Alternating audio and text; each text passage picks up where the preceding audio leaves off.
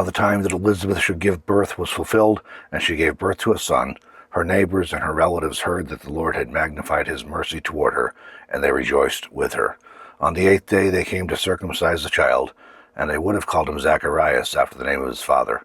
His mother answered, "Not so, but he will be called John." They said to her, "There is no one among your relatives who is called by this name." They made signs to his father what he would have him called. He asked for a writing tablet and wrote, "His name is John." They all marveled.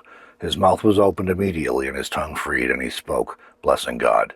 Fear came on all who lived around them, and all these sayings were talked about throughout all the hill country of Judea.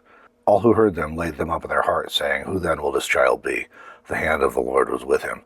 His father Zacharias was filled with the Holy Spirit and prophesied, saying, "Blessed be the Lord, the God of Israel, for he has visited and redeemed his people, and has raised up a horn of salvation for us in the house of his servant David, as he spoke by the mouth of his holy prophets who have been from of old, salvation from our enemies and from the hand of all who hate us, to show mercy toward our fathers, to remember his holy covenant, the oath which he swore to Abraham our father, to grant to us that we, being delivered out of the hand of our enemies, should serve him without fear, in holiness and righteousness before him all the days of our life.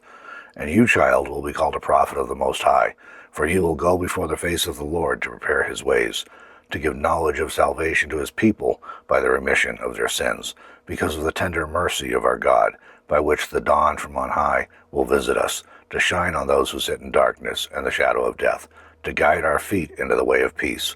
The child was growing and becoming strong in spirit, and was in the desert until the day of his public appearance to Israel. May the Lord add his blessing to the reading of his word.